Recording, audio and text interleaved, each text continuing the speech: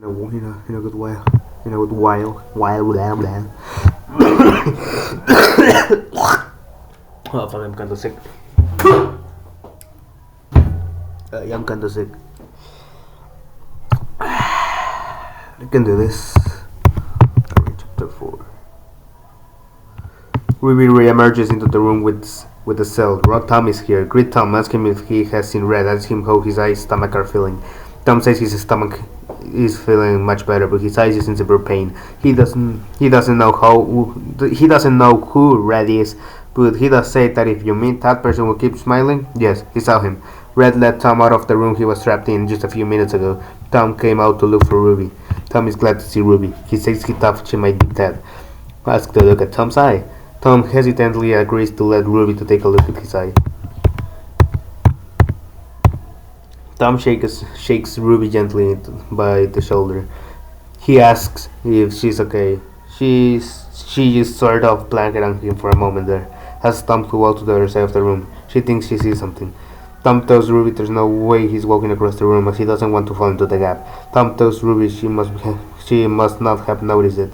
He says it's understandable since she obviously hasn't been here for a while.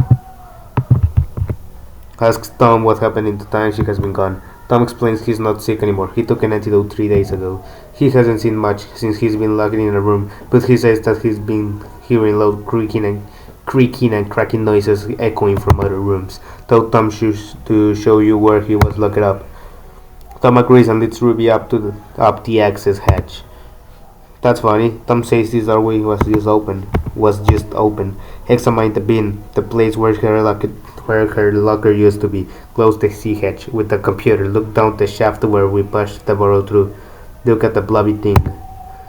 There's a utilitarian metal hamper here. Something is inside. Robbie decides to get it. One moment. There is a pit in the center of the room. Spattered with dried blood. Sitting on the center is a scrap of paper. Ruby will pick that up in just a second too. The hatch in the southeast corner has a ladder and something looking down. It appears to lead into the cell room below. Something about that fact seems odd. The corner has some sort of strange, smooth organic growth latched onto two walls on the floor. It almost looks like skin. Ruby picks up a scrap of paper from the shallow pit. Ruby finds a footy sock pajama foot in the hamper, evidently torn from a full set of pajama bottoms and tied off at about the ankle. It's slightly heavy. Untie the footy pajama, dump out possible contacts with her. Inside the footy sock pajama foot, there is a black and white key. Ruby throws away the footy sock pajama foot. Her generous instinct tells her she won't need it. Examine the growth more closely, too. Is it full or hollow? Fleshy or what? It's smooth and fleshy. It's like skin. Crawl down the southeastern hatch. If it looks like we can do it without falling. The second hatch now has a ladder leading down. That wasn't there before. Ruby descends the access hatch and re-enters the room below. Pull lever.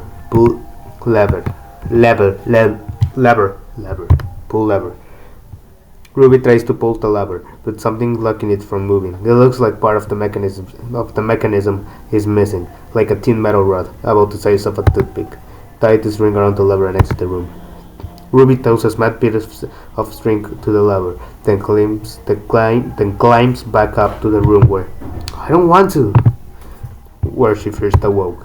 Tom is still here, looking at the door over in confusion. Ask how Tom is doing. Tom says his eye still hurts, or rather, it hurts where it's supposed to be. Tom explains that he lost his eye while he was being dragged up to the room he spent the last few days in.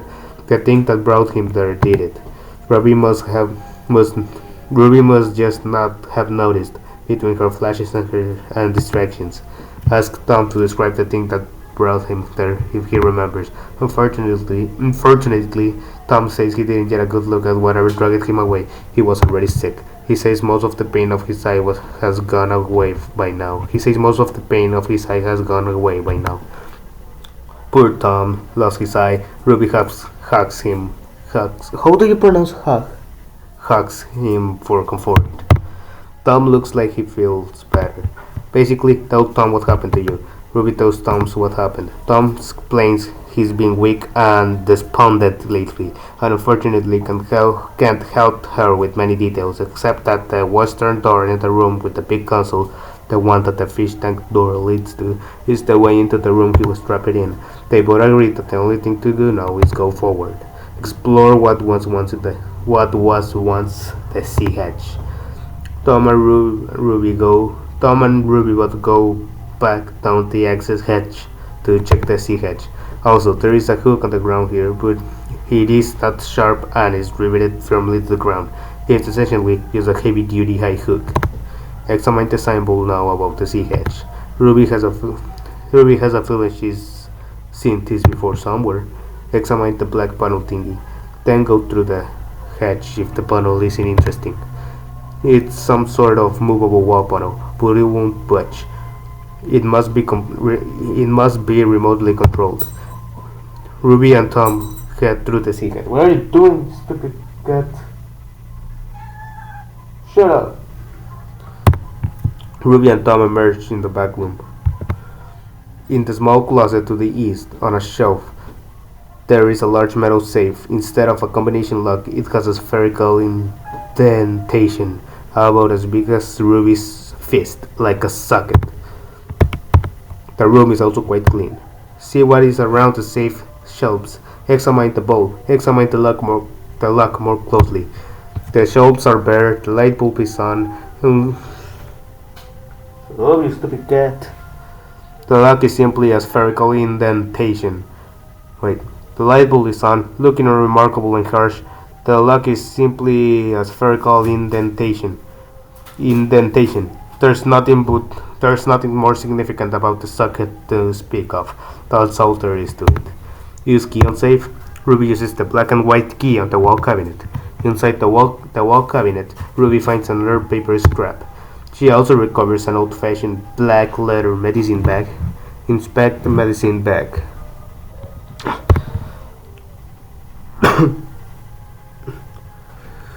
Ruby can't open the medicine bag. There is a tiny padlock of a surprising strength keeping it closed.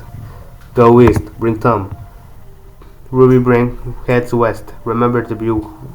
Ruby heads west. Remember the view was reversed on entering the back room. Now that the hatch is much larger, she is able to take Tom with her to the side room behind the couch. Ask Tom to put his hand in the water tank. Press the button on it. Considering it's a Hyatt blender, Ruby decides not to ask Tom to put his hand inside. The window between the rooms is now sealed with a heavy plastic, perhaps to avoid break-in. The electrical panel has been covered up by a protective plate and marked with the symbol of electricity. There is an electrical outlet visible here.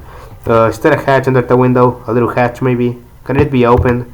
The mail slot style drawer between the rooms, which Ruby has used before, is now empty. It's also clean. Examine the tree thingy. The symbol looks familiar. Ruby remembers seeing that one too. If it gives nothing of importance, head back to the dummy room with Tom. Ruby and Tom head back to the now bisected room, and then the dummy room.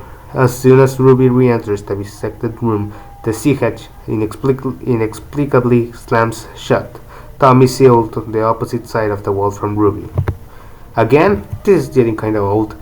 Go to the console upstairs and enter open sea hatch 211.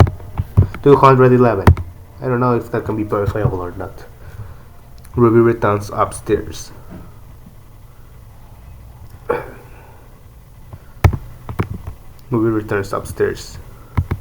The person behind the door tosses a small, thin, metal rod onto the floor. The door closes silently. Ruby recovers the thin metal rod. Check on Tom. Ruby can't check on Tom. He's sealed behind the sea hatch. And the terminal isn't working. It won't even light up. Well, go back to the lever handle thing, put the rod back in place, and give the fucker a thud. Ruby gleams down and replaces the metal rod into the lever.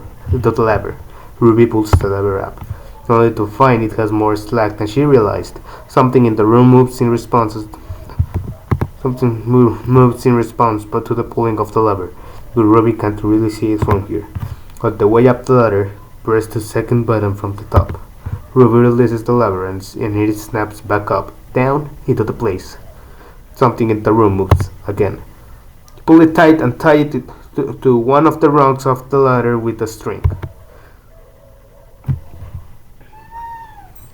What is my cat doing? Dude, hey! Stop playing with a piece of broken glass. Stupid cat. The thick cord easily snaps the flimsy string. Ruby attempts to press the second button from the top, but it's being mashed in and broken. It looks like someone struck it hard with something, or else they don't know with their finger strength. Bring lever up the ladder with you. If there's still a slack, head back down the side of room with the eye hook and attach lever to the eye hook.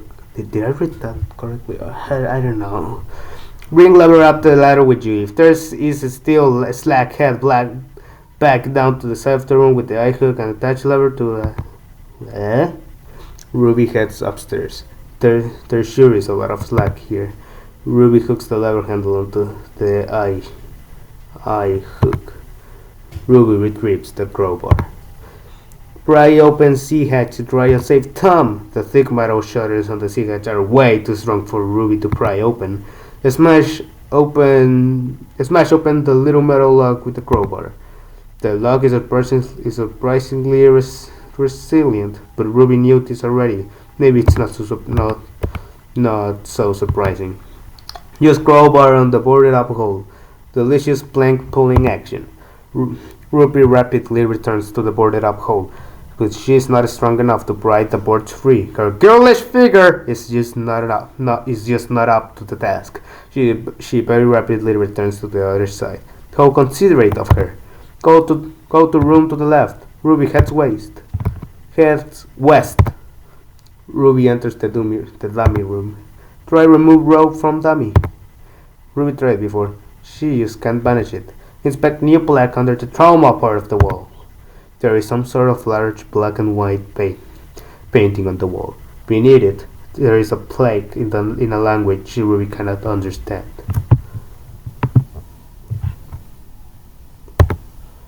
Check the thing under the mail slot. It appears to be a button diagram, similar to the one that was upstairs in the control room. It seems to have a different layout. Perhaps it coincides with the one in the other room somehow. Use crowbar and jam filling cabinet. Luckily, the cabinet is not jammed very hard, and the crowbar makes short work of it. Inside, Ruby finds a tiny key. Tiny key on tiny padlock. Go. The medicine bag doesn't have anything that will help Tom inside anyway. Ruby unlocks it with a tiny key and recovers a paper scrap and a very sharp scalpel. Try checking the deposit box again. The deposit box is still empty. Check the clock on the wall. Nothing has changed. Try the sink. The faucet still doesn't work. There is no water at all. Use a scalpel on biological growth into the locker room. Ruby returns to the locker room. She does her best to carve away all the fleshy growth. Ruby does her best to carve away at the fleshy growth and uncovers the cubby hole behind it. The eyeball, though strangely oversized, is not nearly as big as Ruby's fist. It won't fit into spherical safe lock. Uncomfortably, Ruby picks up the eyes and stores it away. Ruby cleverly condenses her inventory. Examine the panel on the wall next to the closed doorway. It's a 4-digit password panel. Above it is a diagram of a happy fish. It appears to be powered down at the moment. Attached to it is an extendable power cord. Get pulling and let's see how far this sucker goes. Ruby pulls the cord to the furthest location she can walk to.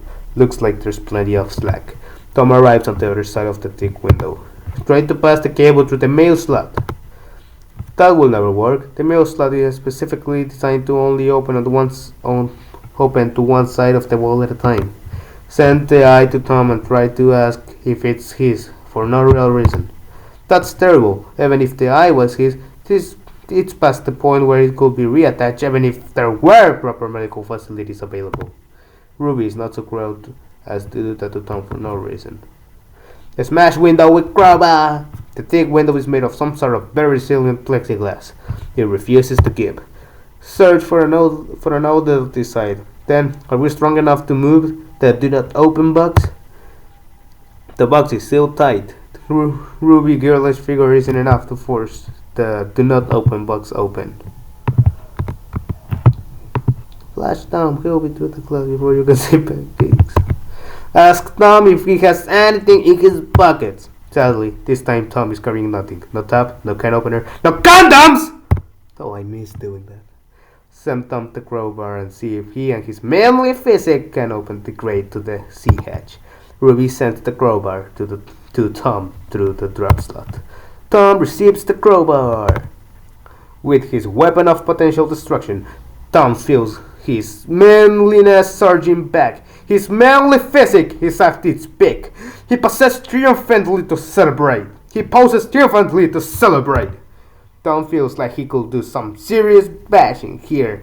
At least, the most things that aren't specifically designed to stand up to bashing. We haven't even looked at the eye in the room. Tell Tom to inspect it closely. It's just a painting. Tom doesn't see anything particularly destroyable about it. Pry off the lighting bolt panel! Tom would rather not be electrocuted by prying off the panel on the high voltage panel in the other room. Destroy the bank teller shelf. It's the only thing that allows Tom and Ruby to pass items. They might need it. See hatch appears open. What are you talking about? It's obviously closed. Stop getting Tom's hopes up. It was open. What the heck? Something needs to be smashed. God damn it.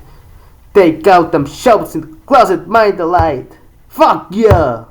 Tom goes to work. He's smashing up the shelves for no good reason and carefully avoids breaking the light bulb.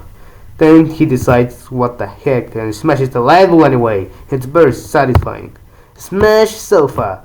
Tom and the inanimate object bloodless have subsided. Besides, the couch is so utilitarian nothing about smashing it will probably be any fun. Pry open sea hatch. The sea hatch is so strong it's better than mustering off earlier. Tom efforts will be wasted against its thick steel shutters. Pry shit off the walls. Starting with that painting. You guys are really searching. The painting won't come off. It's inset into the wall. Insert many stupid ideas here. No! You don't need to tear an idea.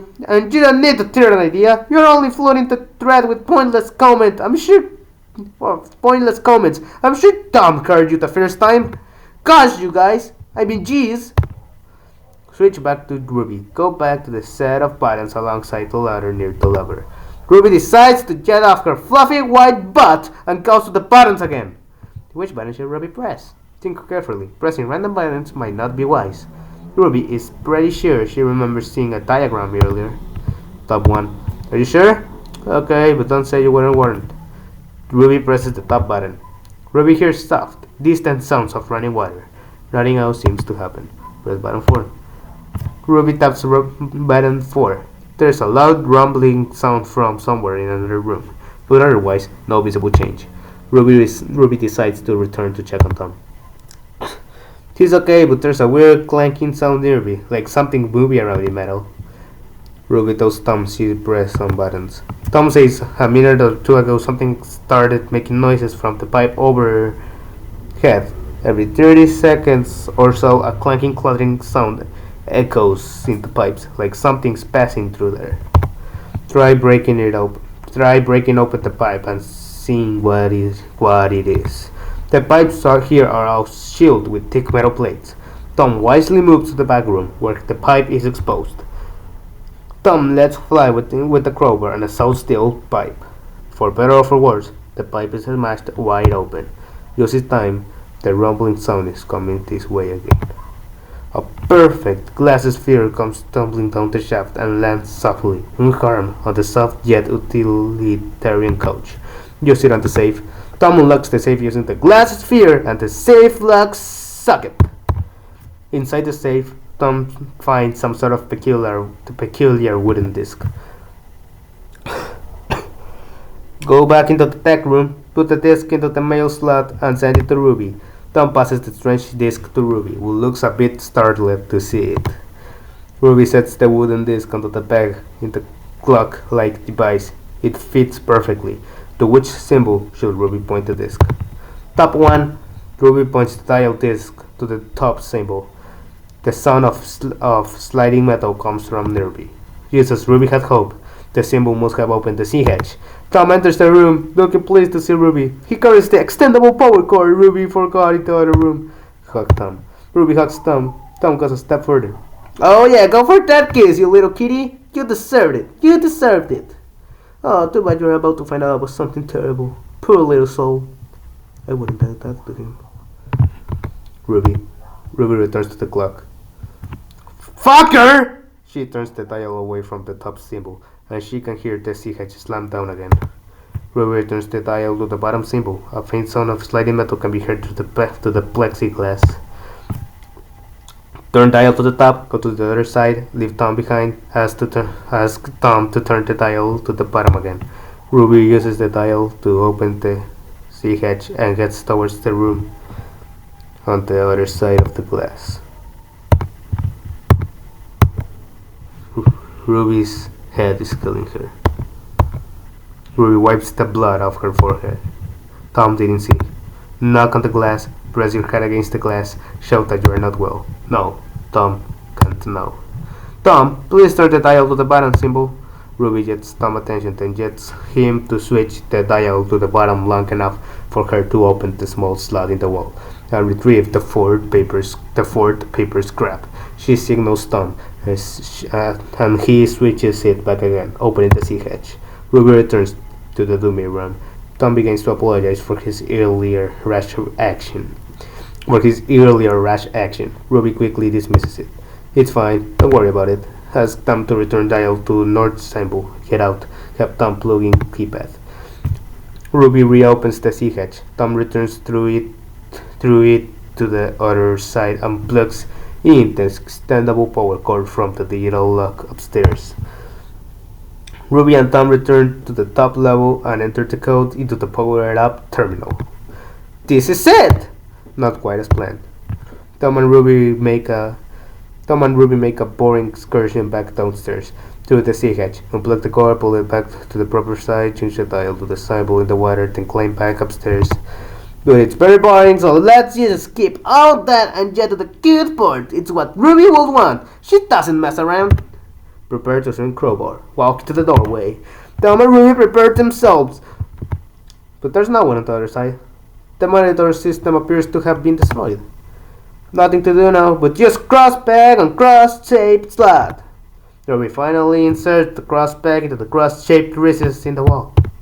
The panel on the wall transforms before Ruby's eyes, folding open and revealing a small ladder of broad pegs leading up to a newly open hatch into the ceiling.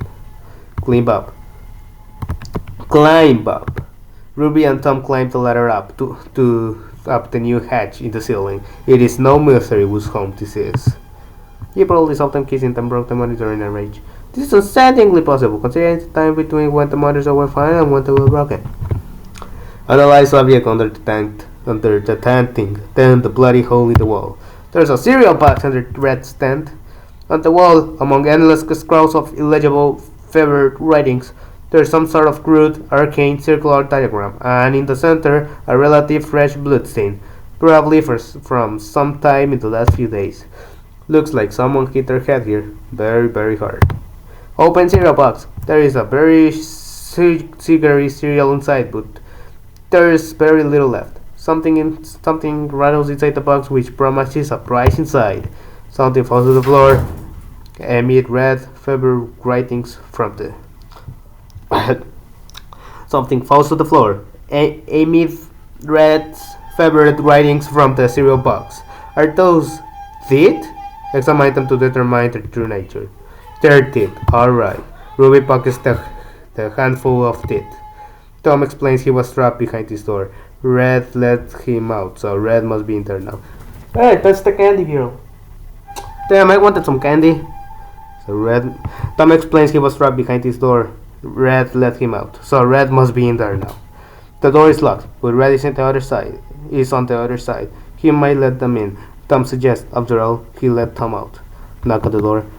Tom knocks. Red's voice comes from the other side, raspy and strangely excited. Hold on now, friends! Red can't let just anyone through this door. You have to prove your family. Part of Red's special family. If you want to prove you're part of Red's very special family, you have to solve this riddle for me. I watch, I tear, I devour and bleed out these fellas to feed. Now, why don't you go bring good old Red the answer? Then prove you're part of Red's special family. The answer is an eye. Grog! Now scram! Well, nothing to do now but open up the do not open box. Tom decides it's time to get down to business. Warning labels are for chumps. Stand aside, ladies. It's time for manly physics to prove its worth and damn the consequences. There is a desiccated corpse inside the box. Its skin has become paper thin and yellow, half transparent, clinging to its thin skeleton. It looks strangely familiar. Tom finds something in the box. Tom retrieves a ball of cloud fingers. Turn on the sink! The faucet pours red liquid. Actually, Tom's not that surprised. There is no corpse, or Tom would have reacted. Ask him what's in the box. Tom says a ball of severed fingers is certainly disgusting, but no worse than some other things they both seen. Take the blood, eye, teeth, and fingers, stick them into the blender, and get the god awful smoothie. Tom and Ruby head to the maintenance area, and after a gruesome blending, they whip up the god awful smoothie. Take it to Red. The door is already open. Perhaps he knew Ruby and Tom were coming. Oh yeah, that was the end. Oh, yeah, I'm gonna retime this later. Yeah, this was very tiring. I'm not doing this again in a while. Maybe tomorrow. Maybe tomorrow.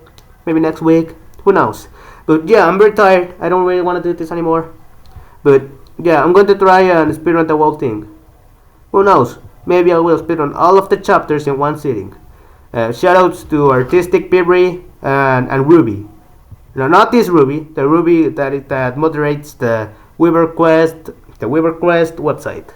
Yeah, that's it.